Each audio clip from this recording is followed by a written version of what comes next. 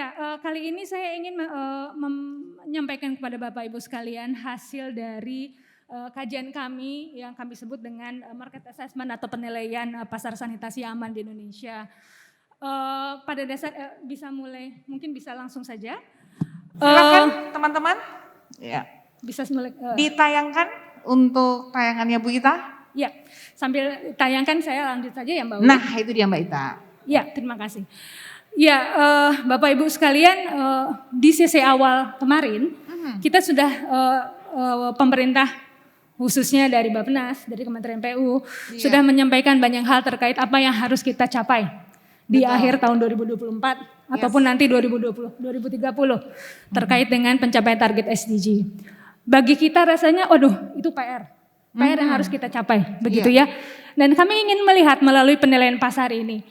Kami melihat bahwa ketika kita melihat bahwa ini adalah sebuah pekerjaan rumah yang harus kita kerjakan, di sisi lain ini adalah opportunity untuk pelaku usaha untuk sama-sama bekerja dengan kita untuk membantu mencapai target pemerintah dalam hal ini untuk 2024 atau 2030. Nah untuk itu kami melalui penilaian pasar ini kami ingin melihat sebenarnya berapa besar sih opportunity atau kesempatan pasar kita untuk sanitasi aman ini yang bisa sebenarnya menarik untuk pelaku bisnis.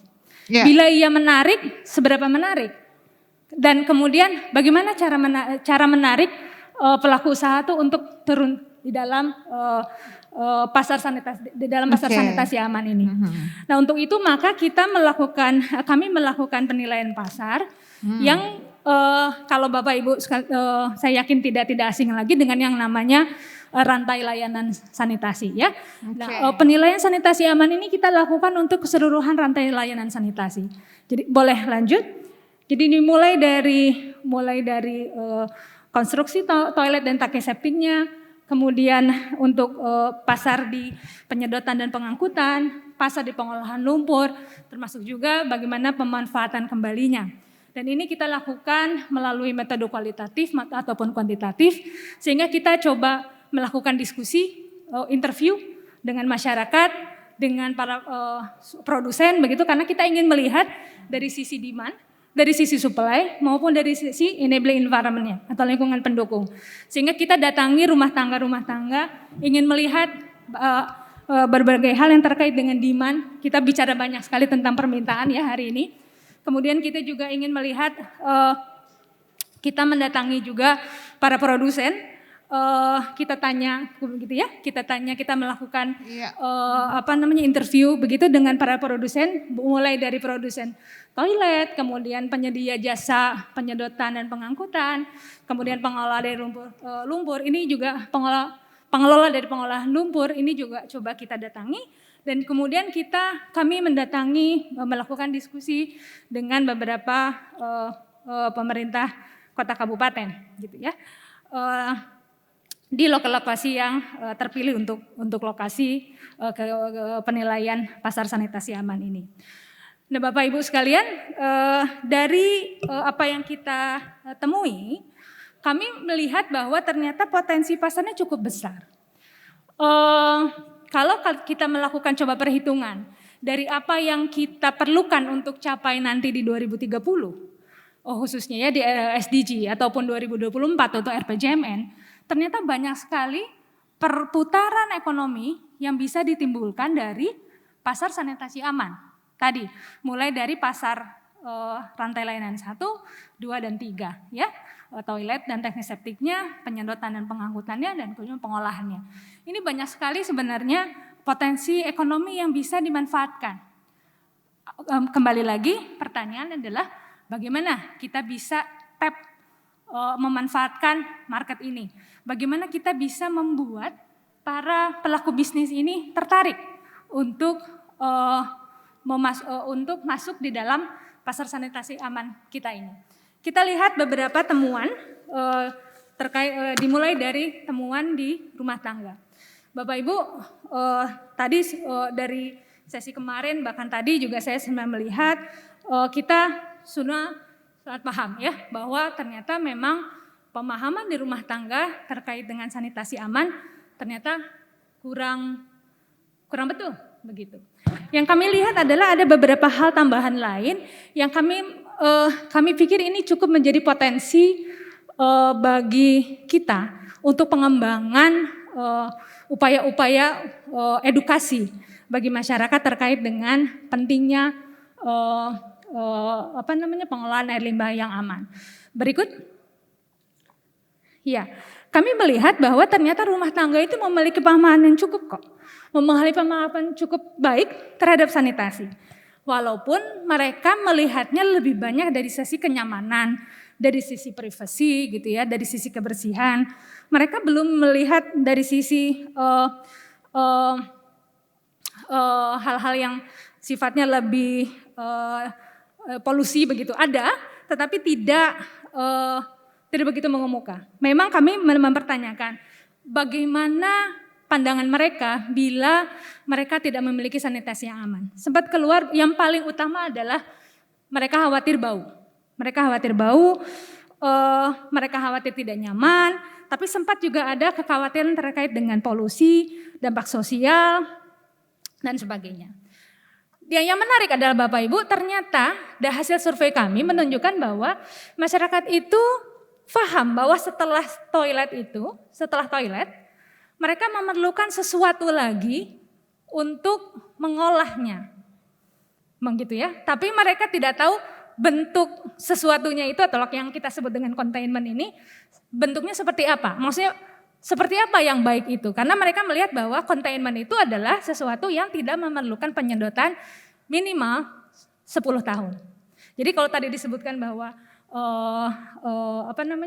masyarakat melihat penyedotan itu lebih dari 3 tahun, kami juga melihat hal yang sama di studi kami. Dan kemudian kami melihat bahwa ternyata suara rumah tangga ini sangat-sangat kuat. Ketika mereka bilang bahwa saya ingin tangki septik yang tidak memerlukan penyedotan, itu yang membuat kemudian para tukang ataupun produsen memproduksi barang-barang atau hal-hal katakanlah tangki septik begitu yang memang tidak sesuai dengan standar. Boleh mundur lagi? Jadi mereka sangat menentukan bagaimana kualitas yang dibangun di rumah mereka. Kemudian juga mereka sangat mementingkan harga. Mereka tidak mau harga yang mahal gitu ya. Karena mereka tadi lihatnya bahwa yang penting aman, yang penting tidak bau gitu. Yang disebut aman itu tidak bau gitu. Jadi mereka merasanya untuk apa saya perlu sesuatu tangki septik yang katakanlah fiber yang lebih mahal karena buat mereka yang ada saja sudah cukup. Gitu. Jadi harga adalah hal yang sangat mempengaruhi. Berikutnya kami melihat hal yang menarik adalah kita melihat toko material itu saat ini hanya sebagai tempat untuk membeli, tempat masyarakat datang untuk membeli. Ternyata kami melihat bahwa ada fungsi lain yang bisa yang diperankan, fungsi lain yang diperankan oleh toko material. Kita lihat kalau istilahnya adalah sebagai hub. Karena toko material ini menghubungkan berbagai banyak pelaku usaha. Tidak hanya konsumen tetapi juga pelaku usaha. Jadi ada konsumen datang tentu saja untuk membeli atau juga untuk mendapatkan informasi-informasi terkait dengan produk ataupun jasa layanan. Jadi mereka datang tidak hanya langsung beli tapi juga tanya dulu begitu ya. Kemudian kontraktor atau tukang ini juga sesuatu yang dipromosi. Pertanyaan siapa kira-kira yang bisa memasang begitu. Dan kemudian untuk industri kecil ataupun produsen yang besar, mereka berhubungan dengan toko material ini untuk menyediakan sebagai tempat menjual barang mereka dan kemudian mereka juga membeli bahan baku dari sana, seringkali terjadi barter dan kemudian untuk lembaga keuangan biasanya ada kesepakatan antara mereka berdua sehingga ada nanti lembaga keuangan bisa menjadikan fasilitas kredit untuk pelanggan toko. Nah kami melihat peran toko material di sini yang mana dia menghubungkan satu dengan lain ini menjadi kami melihat menjadi potensi peran yang bisa nanti dimanfaatkan ke depan untuk baik dari sisi edukasi ataupun hal lain terkait dengan promosi dan sebagainya.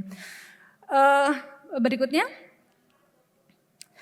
Kami melihat juga ada pemanfaatan IPLT yang belum optimal. Ini kelihatannya juga tadi sudah banyak disebut.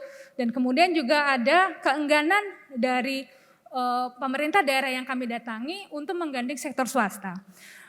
Merasanya bahwa kami belum perlu gitu ya untuk bekerja sama. Kenapa? Karena kami sudah punya truk sendiri.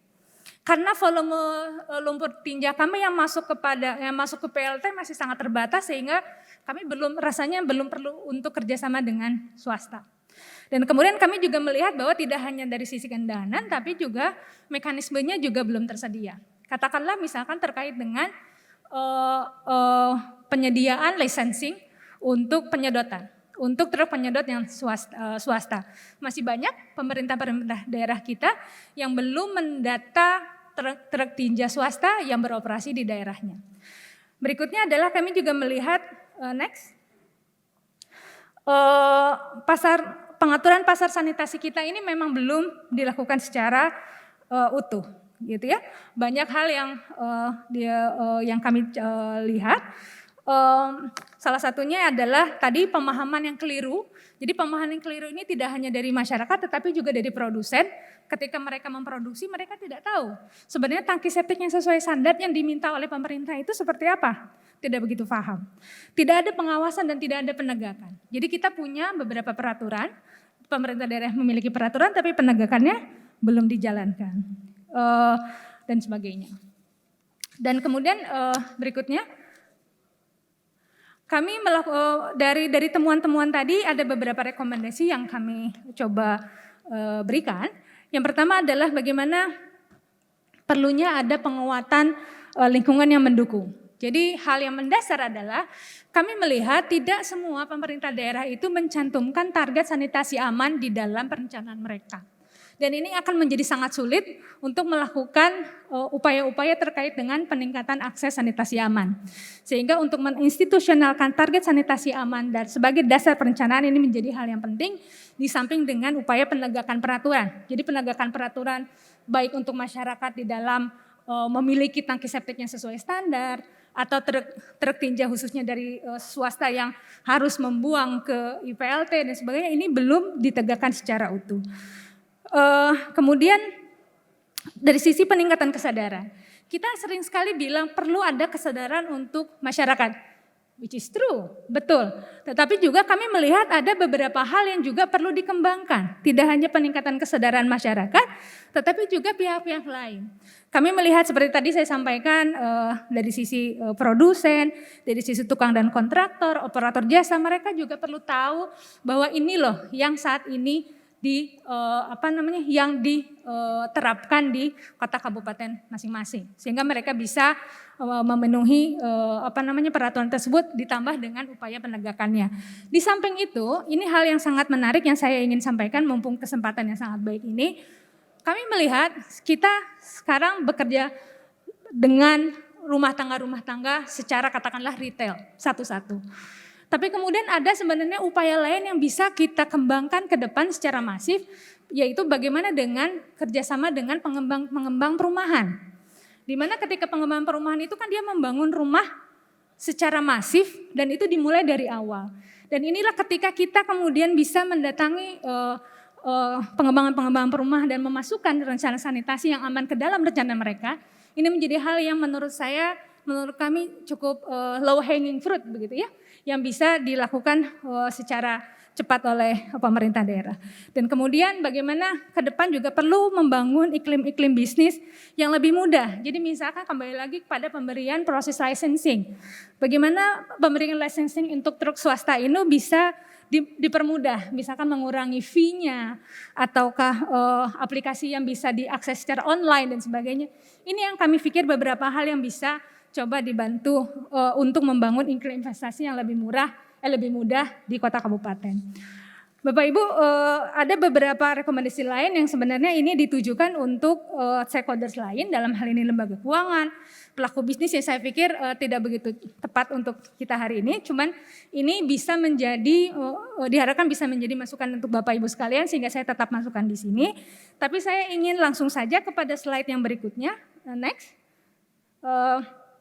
Ini pengembangan dari apa yang tadi saya sampaikan di depan terkait dengan bagaimana memanfaatkan pola yang dimiliki oleh toko material yang tadi kita bahas di awal sebagai hub.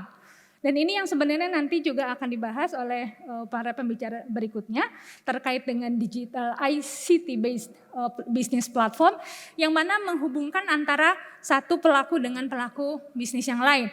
Satu rantai layanan dengan rantai layanan yang lain.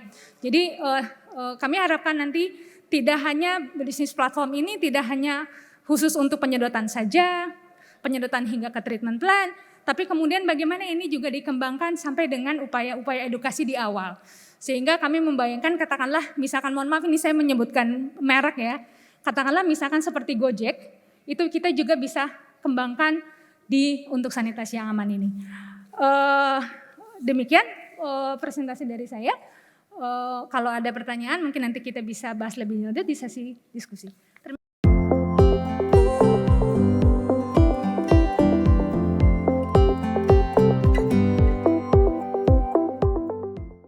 Assalamualaikum warahmatullahi wabarakatuh.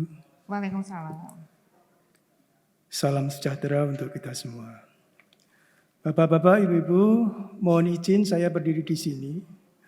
Karena kalau saya berdiri di bawah mungkin yang belakang tidak bisa melihat. Baik, saya ingin share tentang bagaimana teknologi informasi ini bisa digunakan sebagai solusi percepatan peningkatan layanan lumpur tinja. Seperti diketahui bahwa banyak kendala kita ketika kita melakukan pelayanan secara konvensional. Jadi kita menunggu, saya yakin di hampir semua daerah mungkin itu pelayanan lumpur tinja itu sudah dilakukan. Namun karena dilakukannya dengan secara konvensional, hanya berdasarkan permintaan pelayanan, sehingga percepatannya menjadi sangat lambat. Boleh lanjut? Baik, berdasarkan pengalaman iWAS Plus, ketika kami memulai program di tahun 2016, kami mendapatkan target bahwa kami harus melakukan dorongan agar terjadi peningkatan akses layanan sanitasi yang aman bagi 500.000 penduduk perkotaan. Kala itu kami kemudian membagi kepada 32 kemudian 35 ke daerah dampingan kami secara proporsional. Nah, ternyata juga memang itu target itu sangat besar buat kami. Mengingat kondisi daerah waktu itu masing-masing berbeda, bahkan juga ada yang sarana dan prasarananya masih belum memenuhi persyaratan. Kemudian kalau kita melihat dari layanan sanitasi yang aman itu kan secara harusnya dilakukan penyedotan lumpur tinja secara teratur dan sebaiknya juga terjadwal dan dilakukan bisa oleh pemerintah maupun juga bisa dilakukan oleh swasta. Dan mungkin kalau untuk daerah-daerah tertentu itu sebenarnya sudah dilakukan, baik swasta maupun pemerintah. Kemudian juga pasti harus dipastikan bahwa pembuangan dan pengolahan lumpur tinja tadi setelah disedot itu juga harus diangkut dan diolah di instalasi pengolah lumpur tinja. Itu kemudian yang dipastikan bahwa layanan sanitasi tadi aman. Nah, mengingat prosesnya kalau kita lakukan secara manual, ketika kita ingin membangun layanan secara teratur dan terjadwal, kita pasti akan harus membangun database pelanggan yang mungkin jumlahnya bisa ratusan ribu, database bahkan mungkin jutaan. Kemudian juga itu kalau kita lakukan secara manual pasti akan kesulitan Tangan kita akan pegel karena nulis 100.000, katakanlah 100.000 pelanggan saja udah pegel kalau kita tulis di kertas ya.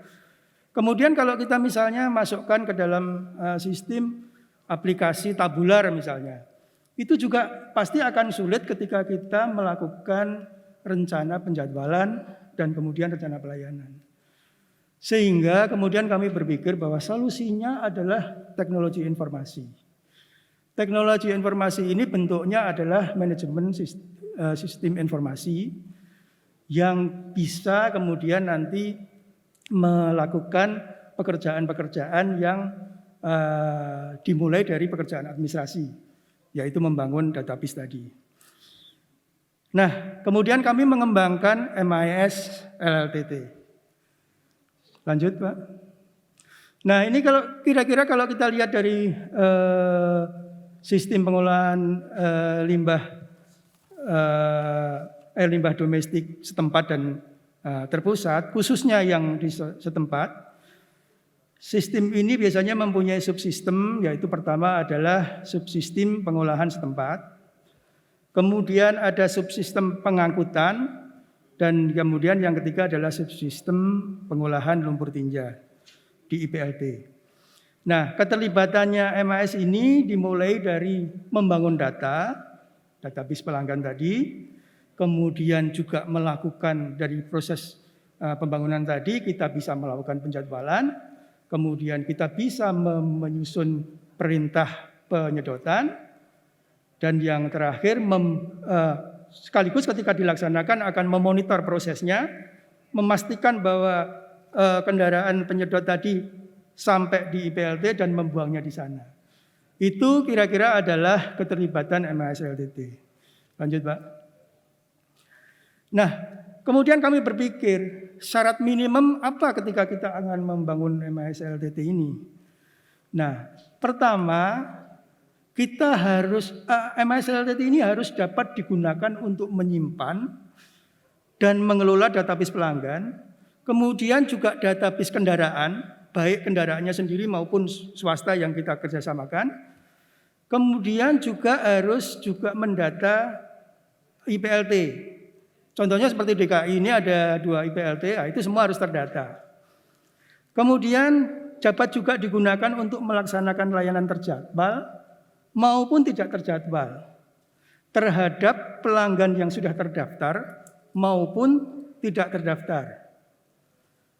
Kemudian juga harus dapat memastikan layanan sanitasi tadi aman dan dapat digunakan untuk mencatat penerimaan retribusi, dan yang terakhir dapat juga menyediakan data layanan bulanan. Jadi data pelayanan yang sudah dilakukan itu bisa disediakan apabila kita ingin melakukan menyusun laporan misalnya seperti itu.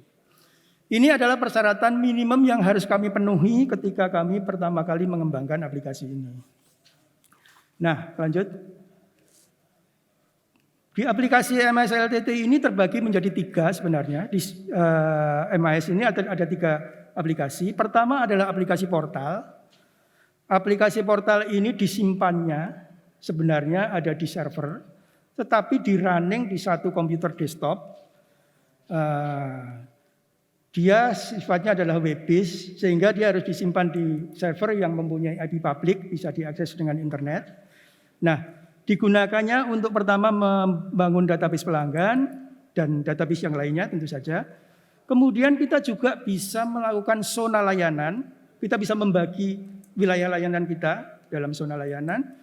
Kemudian aplikasi MIS LLTT ini juga bisa mengklasifikasikan tarif, merujuk kepada misalnya klasifikasi tarif di PDAM misalnya, bahwa pembagian misalnya masyarakat yang penghasilan rendah itu mungkin bisa dibebaskan. Kemudian tingkat kesejahteraan 1 misalnya itu bisa membayar tapi lebih murah. Dan selanjutnya ketika kita berhadapan dengan rumah yang mewah misalnya, kita bisa memberikan tarif yang berbeda. Mungkin saat ini ada beberapa pengguna MIS ini belum memanfaatkan klasifikasi ini, tetapi sistem ini sudah disiapkan.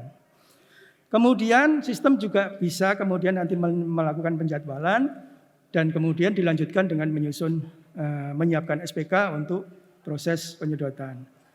Ketika proses penyedotan berjalan, sistem bisa langsung memonitoring secara real time itu kendaraannya kemana, menyedot siapa, sesuai dengan SPK apa tidak, kemudian dia berangkat ke IPLT, apakah benar di sana, kemudian verifikasi petugas IPLT juga akan masuk sistem sehingga akan terlihat prosesnya dan dijamin bahwa menggunakan aplikasi ini layanan sanitasi adalah aman.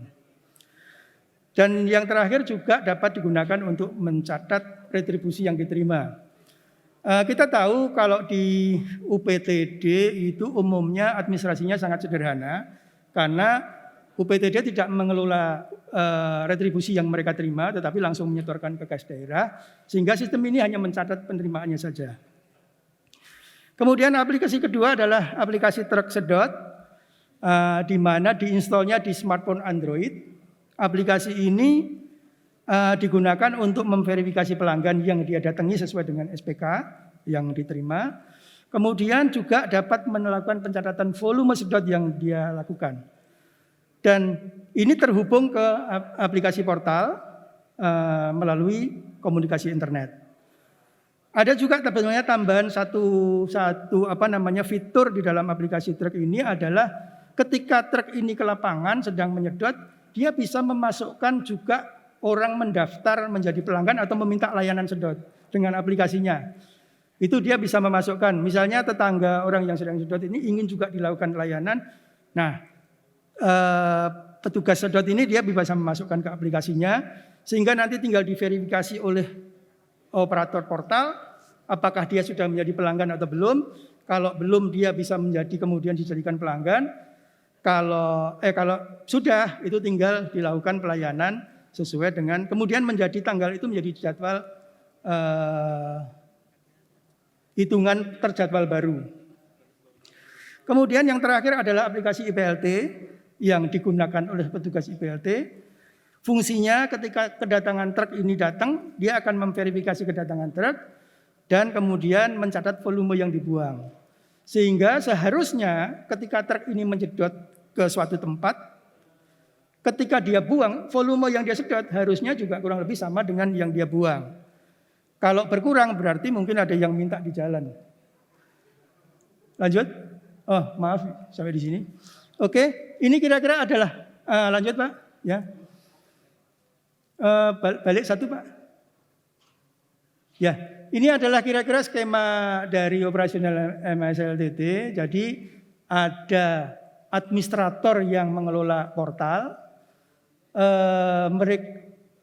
Ini datanya, aplikasinya itu tersimpan di server. Server itu bisa didinas. Karena saya yakin kalau UPTD itu mengelola server menurut kami itu tidak pekerjaan yang besar menurut kami. Jadi itu bisa kalau menurut pengalaman kami bisa di Dinas Indo atau juga di Dinas Kominfo. Yang di sana pasti sarananya pasti sudah ada.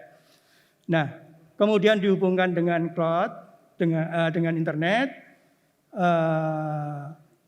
dan ketika nanti kemudian administrator melakukan penjadwalan, menyusun SPK, ditambah juga mungkin ada permintaan sesaat melalui telepon atau melakukan permintaan, itu juga ditambahkan ke dalam SPK. Kemudian SPK itu dikirim kepada petugas sedot bergerak ke pelanggan. Nanti di tempat pelanggan dia harus memverifikasi pelanggan tadi apakah dia sesuai dengan SPK. Kemudian setelah dia melakukan penyedotan, dia bergerak ke IPLT, diverifikasi dan kira-kira prosesnya seperti demikian itu. Nah, dalam hal ini permintaan penyedotan ini juga akan ada pengecekan terhadap database yang ada. Apakah dia sudah menjadi pelanggan atau belum. Sehingga apabila belum, dia bisa menjadi pelanggan. Atau kalau bagi MAS ini antara LLTT dan LLTTT atau tidak terjadwal maupun terjadwal tidak ada masalah. Kami tidak perlu membedakan database-nya.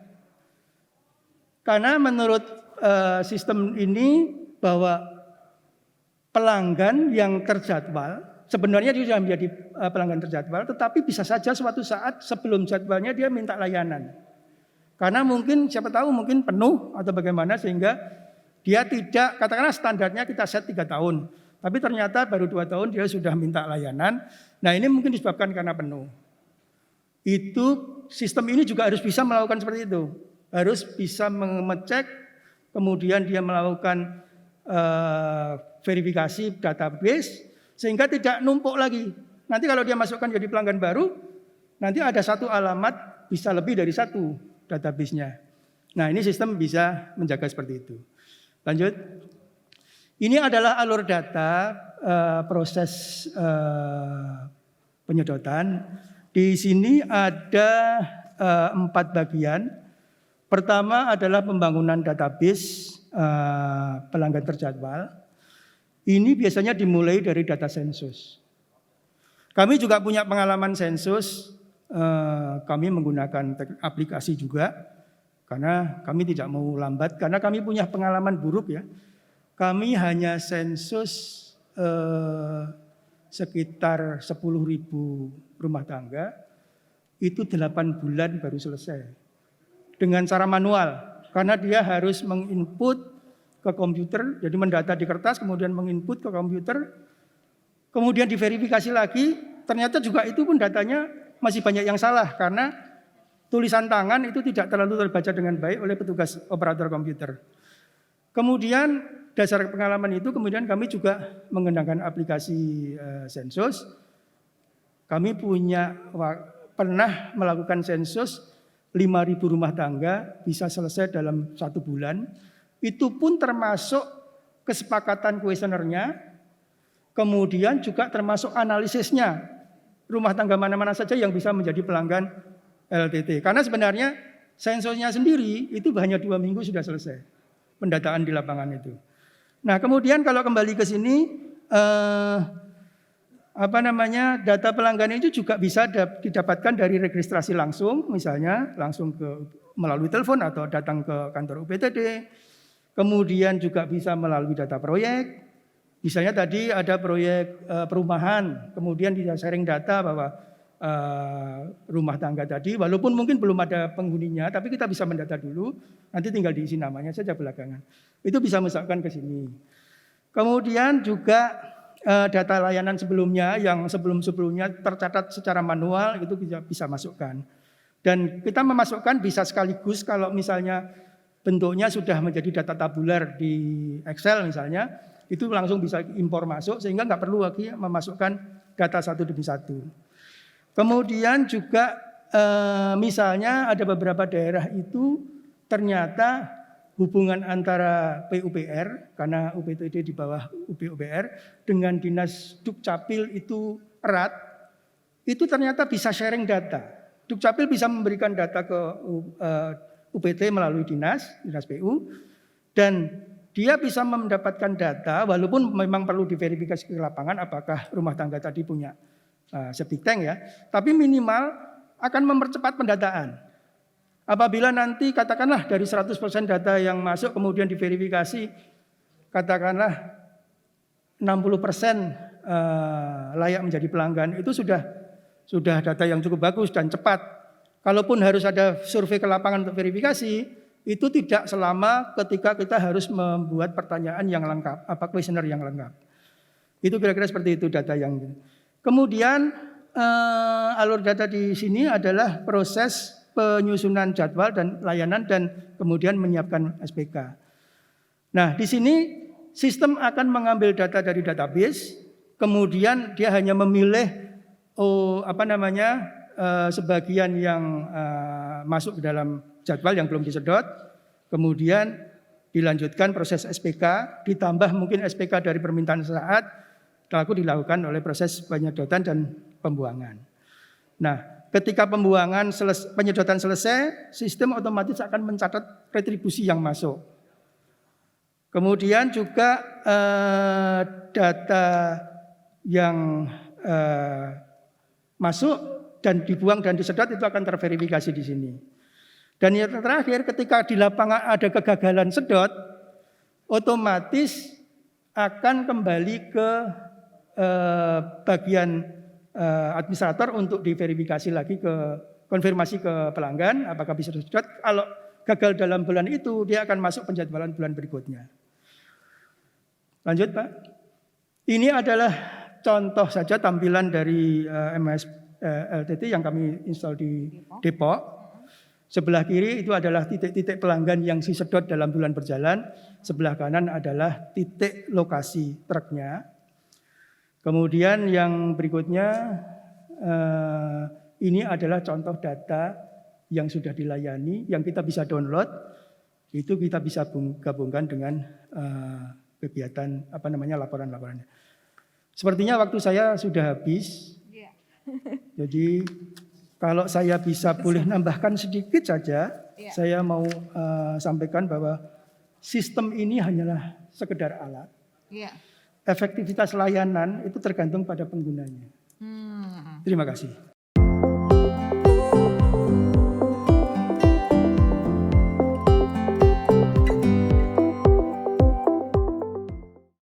Baik, terima kasih. Assalamualaikum warahmatullahi wabarakatuh. Bismillahirrahmanirrahim.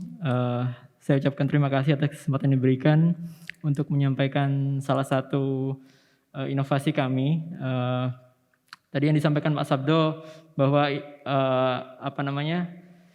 tentang sistem informasi itu adalah tool gitu Pak ya, alat ya. Jadi memang tool ini memang kalau hanya berdiri sendiri tidak bisa Bapak Ibu. Jadi memang harus kita support dengan beberapa inovasi yang lainnya supaya alat ini bisa optimum gitu ya. Mungkin untuk mengawali saya ingin bercerita sedikit tentang inovasi kami tentang Goplong. Goplong ini adalah salah satu aplikasi layanan online untuk air limbah domestik di Kabupaten Gresik. Bisa next Pak. Selanjutnya mungkin. Jadi mungkin secara gambaran umum Kabupaten Gresik sendiri memiliki 18 kecamatan, kemudian terdiri dari beberapa 330 desa dengan jumlah kecamatan 18 itu ada 2 di wilayah Pulau Bawean gitu ya. Kemudian jumlah penduduknya ada 1,3 juta dengan luas area sekitar 1.191 km persegi. Untuk infrastruktur untuk air limbahnya sendiri kami memiliki satu IPLT yang masih konvensional, kapasitasnya 45 kubik. Kemudian kami juga punya beberapa sistem IPAL permukiman, belum masuk kategori sewer system, masih yang IPAL permukiman. Jumlah SR-nya mencapai 5.100. Kemudian kami juga memiliki 2 armada truk tinja. Kebetulan kami juga sudah memiliki untuk sistem regulasinya ini perda berupa perda air limbah domestik dan perda untuk retribusi penyedotan dan pembuangan ke IPLT. Next Pak. Jadi konsep secara umum memang dalam pengelolaan air limbah domestik di Kabupaten Gresik ini kami mengacu pada konsep untuk fecal sludge management atau sanitasi aman atau safely managed gitu ya. Yaitu konsepnya sama dengan penampungan yang layak, containment, kemudian penyedotan dan pengangkutan dan pembuangan serta pengolahan air lumpur tinja di IPLT. Nah, memang dalam penyusunan aplikasi yang berbasis sistem informasi itu seperti disampaikan tadi itu hanya alat ya. Jadi sistem informasi ini hanya sebagai tool supporting yang memang butuh support gitu. Jadi kalau kita bicara tentang air limbah itu kita tidak bisa hanya mengandalkan sistem informasi karena untuk masalah sosialisasi kemudian edukasi ke masyarakat ini memang perlu pendekatan-pendekatan yang lainnya ya. Jadi kami selain Goplong sebenarnya kami ingin bercerita sedikit. Kami punya 2 inovasi yang lainnya. Jadi kami punya inovasi namanya Jadi Sayang. Jadi Sayang ini adalah akronim dari Jamban dan IPAL Sehat Masyarakat Senang. Sebenarnya pendekatan dari Jadi Sayang itu lebih ke arah perubahan perilaku masyarakat. Jadi kita memberikan semacam edukasi kepada masyarakat tentang misalkan pentingnya penyedotan dan lain-lain. Jadi kami lebih dari sisi sosial untuk mengedukasi masyarakatnya lewat inovasi itu yang bisa mensupport dari aplikasi Goplong ini. Kemudian yang kedua juga kami punya inovasi namanya Budak Ayu. Budak Ayu ini sebenarnya menjadi inovasi yang bisa mensupport juga karena di Budak Ayu itu kami melibatkan dasawisma. Dasawisma ini artinya kelompok terkecil di tingkat RT atau RW yang di situ banyak sekali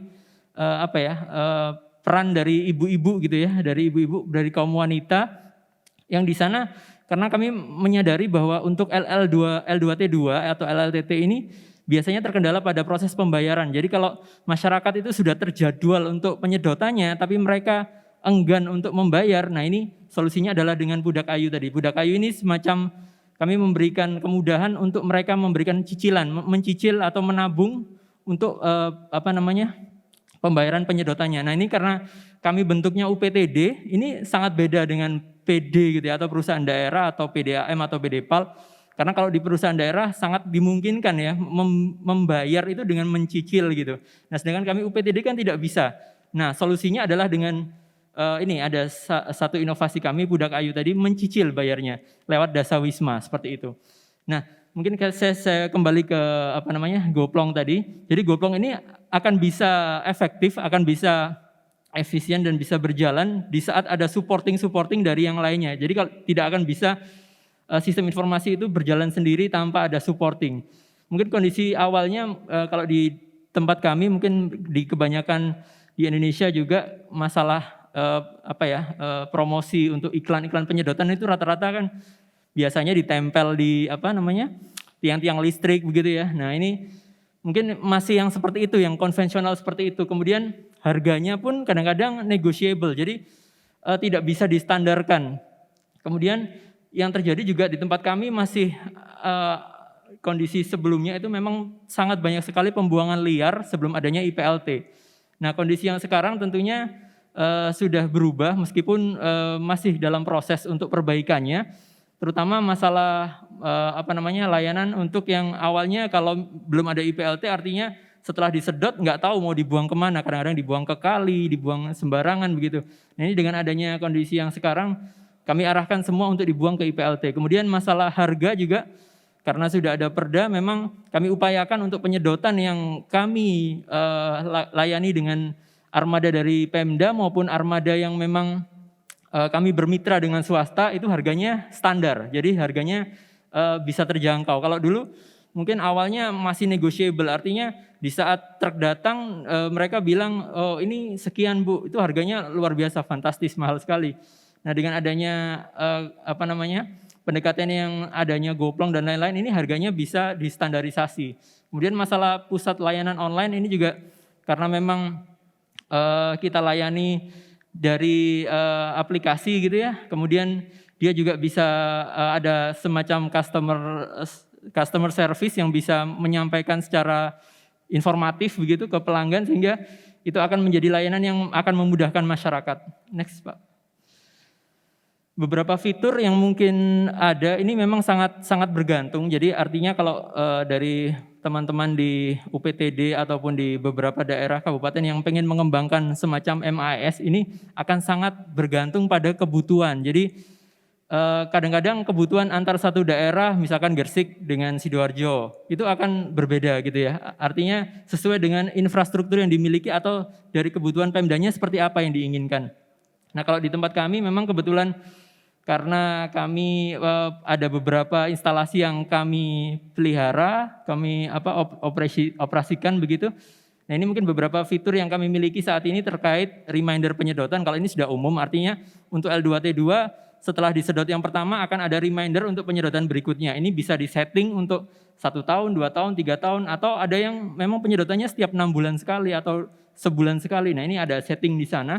Kemudian yang sudah ada juga masalah untuk tracking GPS truk.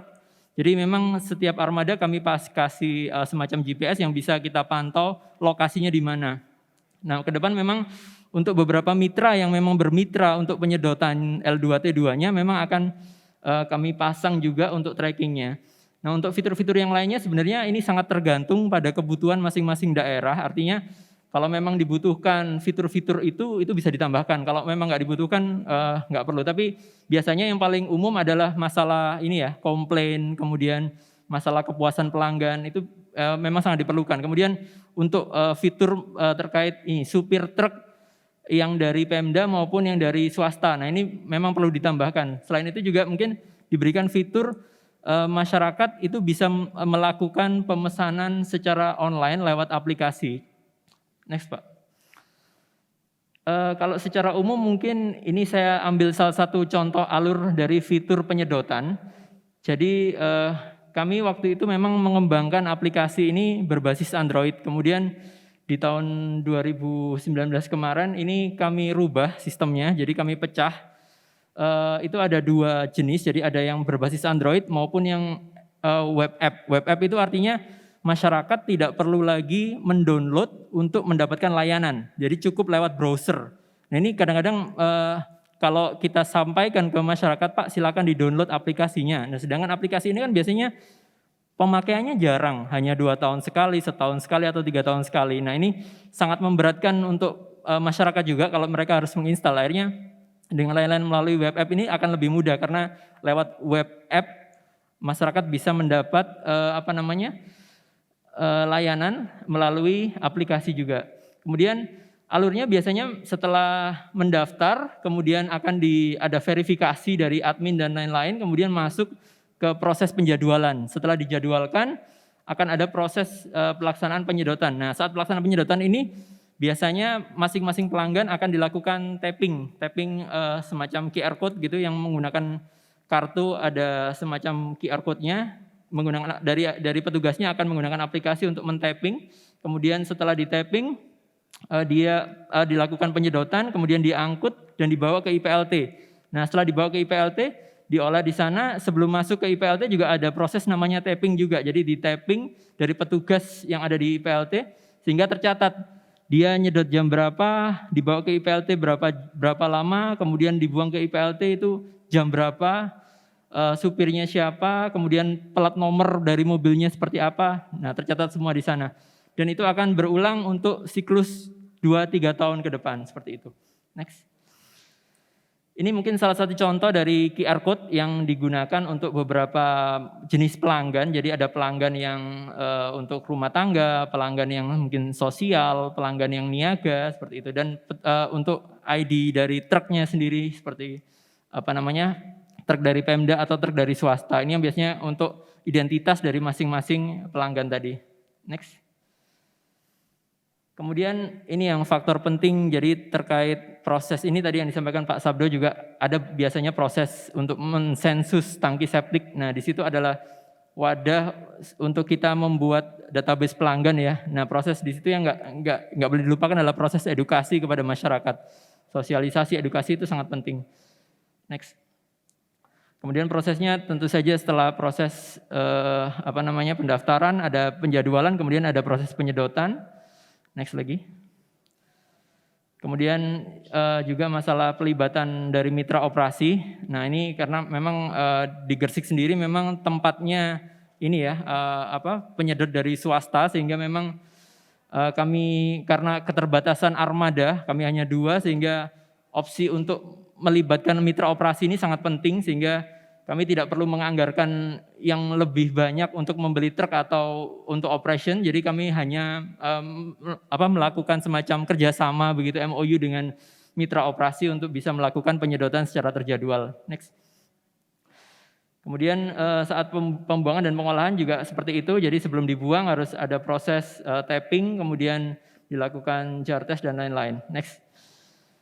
Oke, untuk rencana ke depan mungkin karena memang saat ini Goplong kondisinya masih belum menggunakan pembayaran secara digital atau cashless, jadi mungkin ke depan kita bisa upayakan dengan payment menggunakan QRIS yang menjadi program dari pemerintah. Kemudian juga secara desain mungkin akan kami buat yang lebih human interface guidelines. Jadi artinya lebih orang menggunakan itu tidak perlu lagi bertanya, oh ini fungsinya ini. Jadi cukup melihat menu sudah tahu harus mengklik yang mana. Mungkin itu akan perlu riset lagi sepertinya. Dan kemudian mungkin akan terintegrasi dengan beberapa sistem layanan publik yang lainnya karena ada beberapa dari Dinas Kominfo ini lagi mengumpulkan beberapa aplikasi yang bisa digunakan masyarakat, artinya akan kami integrasikan ke sana. Next. Mungkin itu saja Bu Wiwit. Ya, terima kasih atas perhatiannya. Assalamualaikum warahmatullahi wabarakatuh.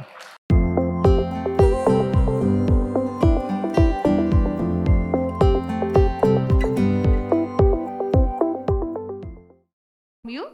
Yeah. What is about your opinion about the presentation of the three speakers, and maybe you can also share something about your any experience about sanitation and maybe about COVID. Thank you, Pak. Great, thank you. So, Assalamualaikum warahmatullahi wabarakatuh. Nama saya Ankur Garg. Saya bekerja Country Director di BBC Media Action di Indonesia. Karena saya masih belajar bahasa Indonesia, mungkin better saya mix. So I have 5 minutes today. Yeah. What I'm going to talk about is dua prinsip untuk social and behavior change communication. Yeah.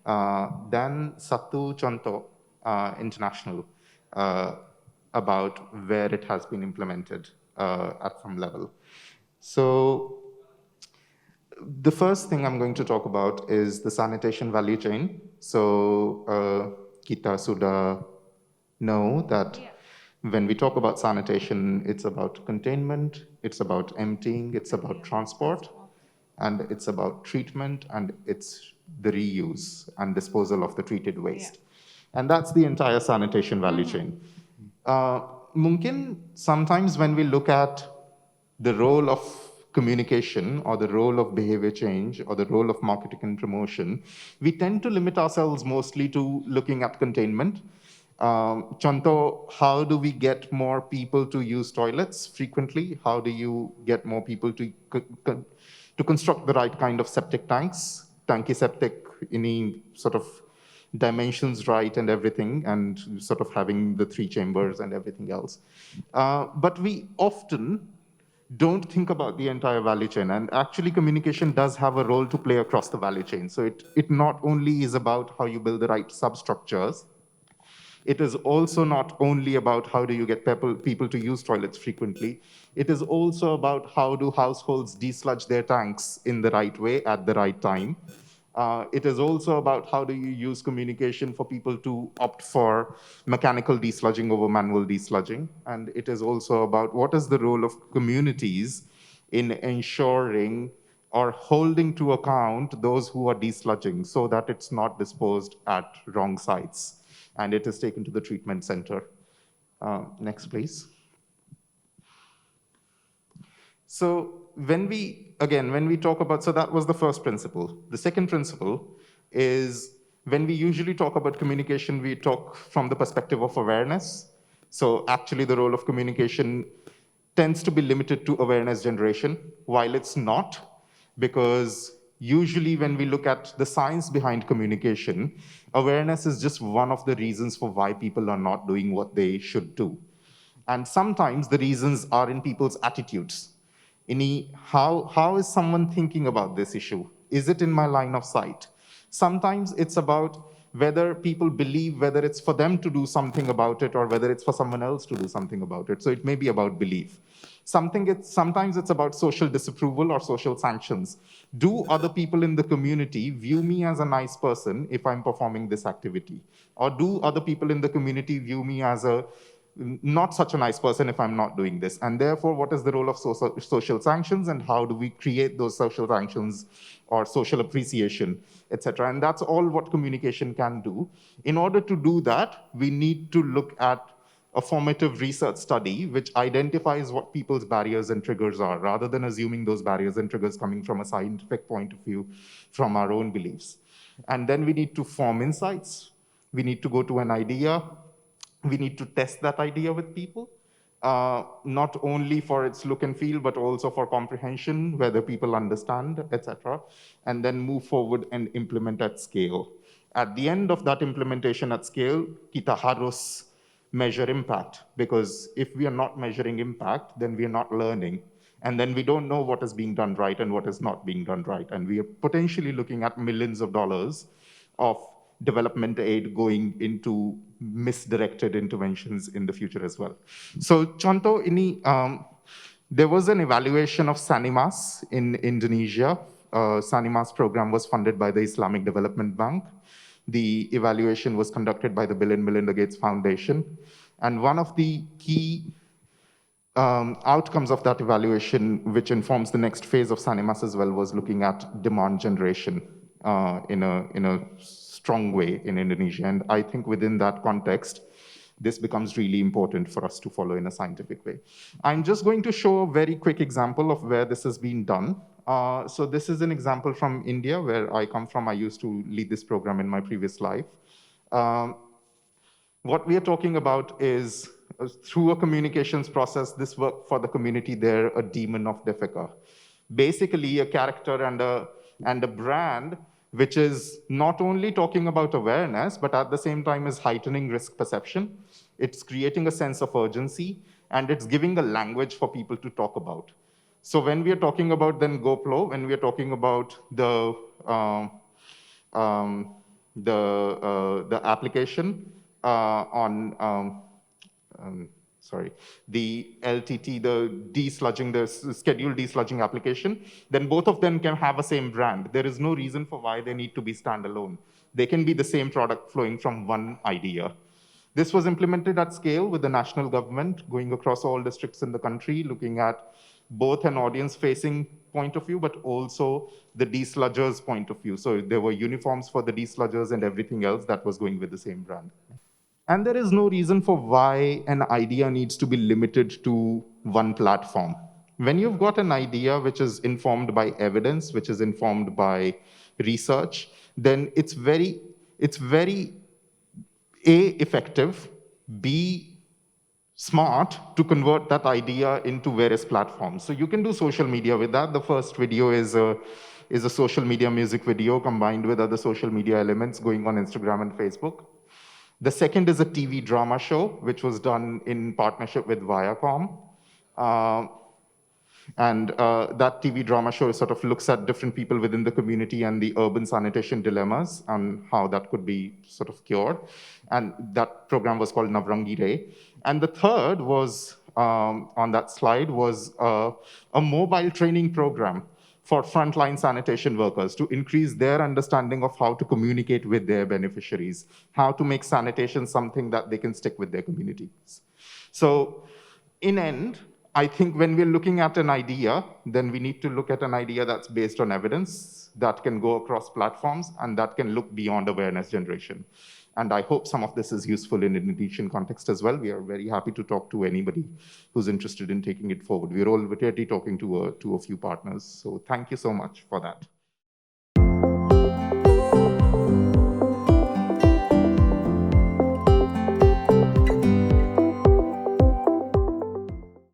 Halo, Guten Morgen. Selamat pagi dari Berlin. Selamat sore Jakarta. Saya tertarik dengan pendekatan-pendekatan eksperimental yang bisa saya identifikasi dalam presentasi-presentasi di FSM Track Indonesia ini.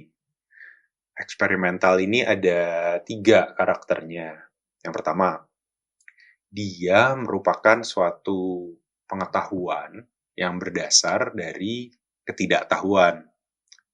Artinya, pendekatan eksperimental ini dimulai dari perumusan suatu masalah yang belum diketahui bagaimana duduk perkaranya. Dan pendekatan eksperimental ini bertujuan mencari tahu sesuatu yang saat ini belum kita ketahui.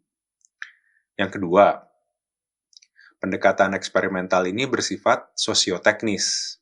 Artinya, yang sosial dan yang teknis disejajarkan dan bahkan dileburkan.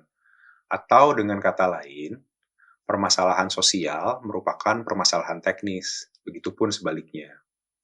Yang ketiga, pendekatan eksperimental ini bersifat empiris, yaitu berdasarkan experience, pengalaman nyata di lapangan dari aktor-aktor yang ada. Saya akan mengulas singkat 4 contoh dari presentasi-presentasi yang ada.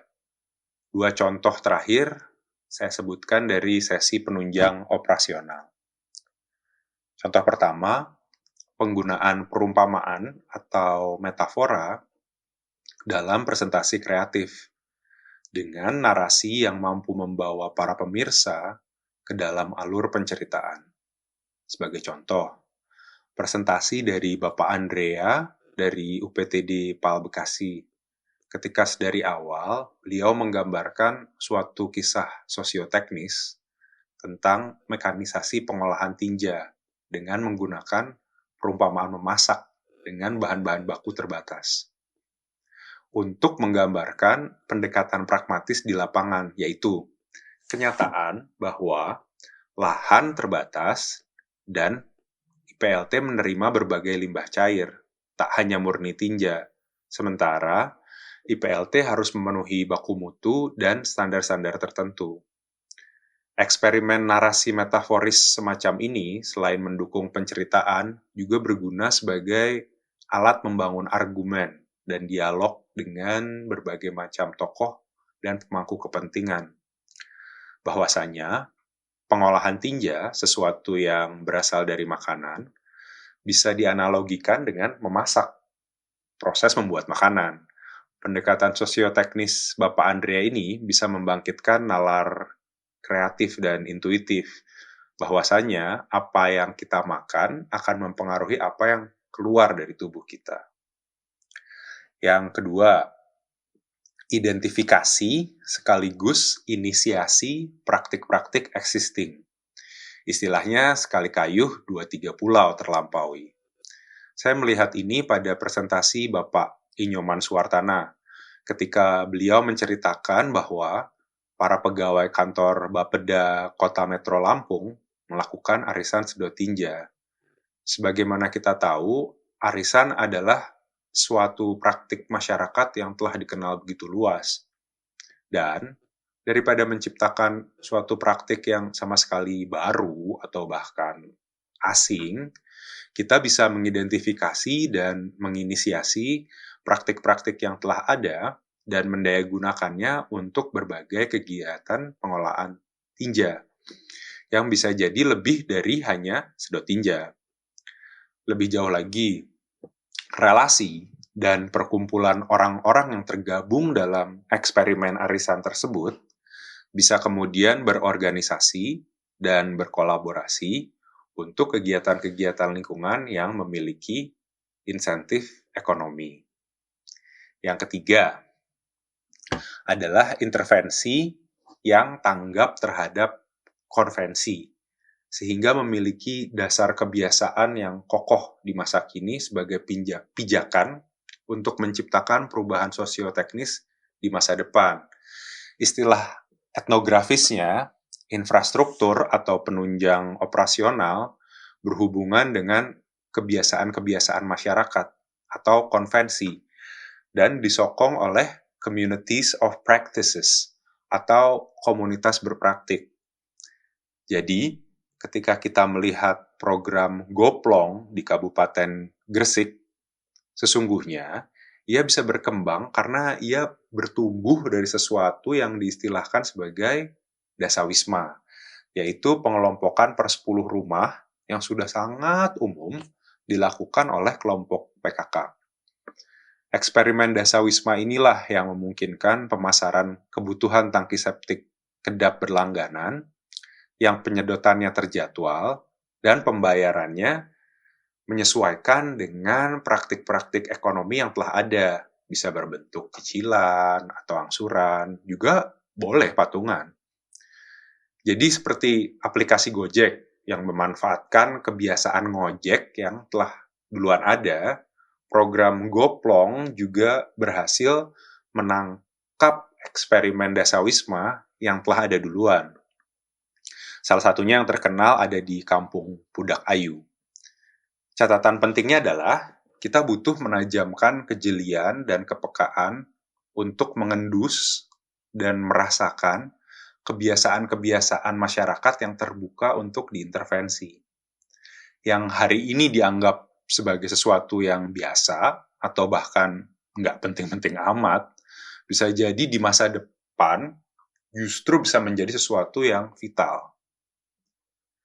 Yang keempat adalah eksperimen metode campuran atau mixed methods, seperti yang Mbak Maraita Listiasari paparkan secara rinci. Pendekatan-pendekatan kuantitatif semacam kuesioner atau survei memang bisa mengumpulkan banyak sampel, tapi ia kurang bisa menciptakan istilahnya serendipity atau serendipitas, kebetulan yang ilmiah. Dan pendekatan kuantitatif ini kurang mampu menggali kedalaman pemahaman manusia dan kemudian berargumen secara kuat dan persuasif. Dalam presentasi Mbak Ita sebagai contoh, kita bisa lihat ada satu temuan yang menarik dan mungkin jarang dibahas, yaitu bahwasanya toko material merupakan suatu tempat bertemu berbagai macam aktor, tukang, kontraktor, pengusaha, ada juga penggiat koperasi dan lembaga keuangan lainnya, dan tentu saja para pengguna toilet rumah tangga itu sendiri. Coba, siapa sih yang nggak tahu toko material? Tentu kita semua tahu. Tapi siapa yang bisa mengira bahwa toko material bisa jadi seorang tokoh kunci? Wawasan atau bahkan ilham seperti ini akan sulit muncul bila kita hanya mengandalkan survei atau kuesioner. Ilham bahwasanya toko material memiliki kemampuan mempengaruhi dan membentuk pasar sanitasi baru bisa muncul dari wawancara mendalam berbagai aktor, dari hulu sampai hilir. Dengan mengetahui siapa-siapa saja tokoh-tokoh yang menyusun satu pasar, atau berbagai macam pasar yang saling terhubung, maka kita bisa merancang dan memperkirakan strategi intervensi yang paling mengena. Oke, sebagai penutup, saya hanya akan menyebutkan sesuatu yang sudah sama-sama kita ketahui, yaitu bahwasanya Indonesia adalah suatu negara dengan keragaman yang begitu tinggi, dan angka-angka hanya mampu melukiskan sebagian dari sanitasi. Sebagian yang lain adalah pengalaman kemasyarakatan dan kebudayaan yang begitu rumit dan spesifik. Tiap tempat punya kompleksitasnya masing-masing, dan solusi di satu tempat belum tentu bekerja di tempat yang lain. Terima kasih.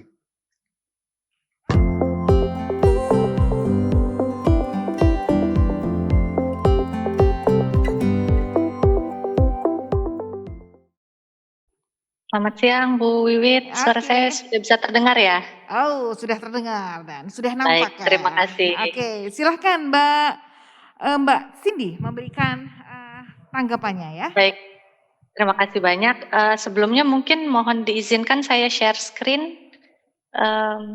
Baik, langsung dari sana ya. Oke, saya mungkin di sini sebagai penanggap terakhir ya di sesi 2 hari ini. Mudah-mudahan last but not least, selamat kepada Pak Sabdo, Pak Iwan, Bu Ita, Mbak Ita ya, nggak boleh Bu Iya. Ita ya. Mbak Ita atas presentasinya dan programnya ya yang terlihat sangat keren dan terlihat sekali bahwa ada dedikasi dan leadership yang dituangkan dalam program Bapak Ibu sekalian. Saya melihat bagaimana ada aspek di dalamnya, aspek fun gitu ya, bahwa dari sistem yang mungkin sistem informasi dikemas dalam nama yang menarik seperti Goplong gitu ya, atau tadi misalnya bagaimana platformnya USAID dinamakan SWAT ya tadi kalau nggak salah, atau misalnya juga bagaimana Mbak Ita mengidentifikasi toko material ya surprisingly sebagai pemain sentral gitu. Jadi ada aspek fun dan menurut saya ini penting ya ketika menghadapi isu lumpur tinja yang kalau dipikir terlalu serius rasanya mungkin agak depresi gitu ya. Yang selain itu saya juga melihat yang menarik adalah bahwa solusi yang ditawarkan bukan solusi yang baru, namun justru bagaimana solusi ini bisa membantu integrasi dari sistem-sistem yang sudah ada. Dan ini penting ya kalau memang kita mau melihat aspek dari sustainability.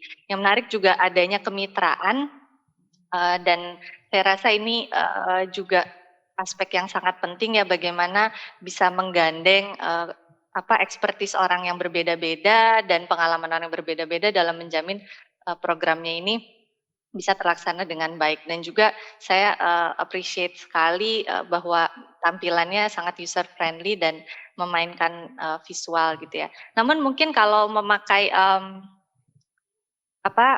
kerangka kerja Citywide Inclusive Sanitation atau CWIS. Kalau kita lihat mungkin sebagian besar sudah diadres ya gitu oleh program Bapak Ibu sekalian.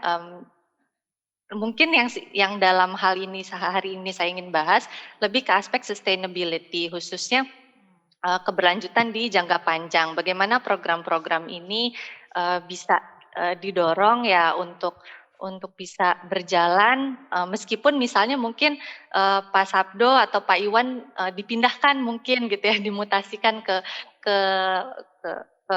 bagian lain. Saya lihat juga misalnya Pak Iwan ternyata prestasinya wow gitu ya, menang juara-juara tingkat nasional gitu. Jadi wah ini sih tinggal menunggu waktu aja, nanti jangan-jangan Pak Iwan jadi mungkin tidak jadi memegang program ini lagi. Nah pertanyaannya yang mungkin kita harus bisa jawab bersama-sama adalah bagaimana memastikan siapapun yang meneruskan estafet ini bisa menjalankan dengan lebih baik lagi. Oke, next. Oke, jadi mungkin jadi ini kayaknya dalam bentuk PDF ya, bukan PPT. Sebenarnya di balik gambar ini ada tulisan lain. Mungkin kalau gitu saya izinkan saya membaca saja ya tulisannya yang tertutup oleh gambar, karena sebenarnya ini ada animasinya. Jadi sebenarnya yang ingin ditawarkan, yang menurut saya perlu kita coba sambut bersama-sama adalah bagaimana sebenarnya kita bisa menerapkan pendekatan kewirausahaan dan design thinking gitu ya.